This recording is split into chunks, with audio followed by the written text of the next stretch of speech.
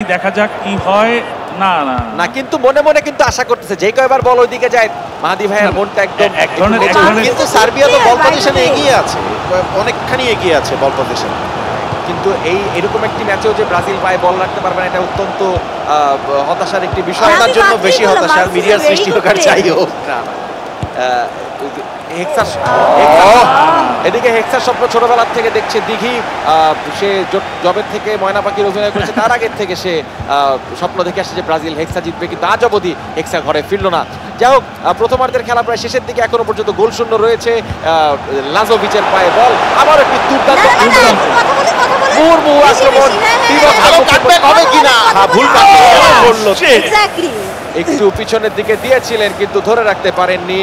এই ধরনের একটু ছোট ছোট দলের সমস্যা থাকে মাঝে মাঝে, কোনো ব্যাপার না। অ্যান্টনির পায়ে বল, দুর্দান্ত একটি বল গুছিয়ে এনেছেন। হ্যাঁ, নেইমার জুনিয়রকে খুঁজে পাওয়া গেছে। ভিনিসিয়াসের পায়ে বল, ভিনিসিয়াস লম্বা শটের জন্য বিখ্যাত, লম্বা শট কি তিনি নেবেন নাকি অন্য কোনো প্লেয়ারকে খুঁজছেন? না, এত কুতুর কুতুর করলে হইতো না ভাইয়া। রিয়াল মাদ্রিদের ভিনিসিয়াসের সাথে ব্রাজিলের ভিনিসিয়াসের পার্থক্য আছে, এইটাই অসাধারণ। প্রথমার্ধের খেলা শেষ, প্রথমার্ধের ফলাফল ব্রাজিল 0 সার্বিয়া 0। এই পর্যায়ে একটা কমার্শিয়াল ব্রেকে যাব আমরা, কোথাও যাবেন না, ব্রেকে এনজয় করুন বিকাশের সকল অফার এবং অর্ডার করুন আপনাদের জন্য খাবার। ব্রেকের পরে ফিরে আসছি কিছুক্ষণের মধ্যে।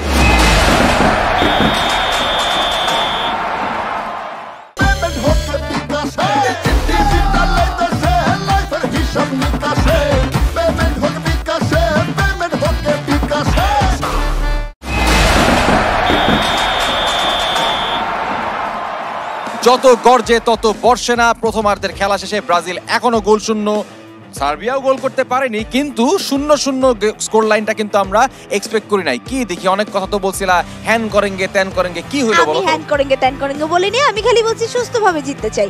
সুস্থভাবে না না, সুস্থভাবে যে জিততে চাই মানে হচ্ছে ফার্স্ট হাফে গোল না হইলেও হবে, সেকেন্ড হাফে হইলেও হবে। প্রথম হাফে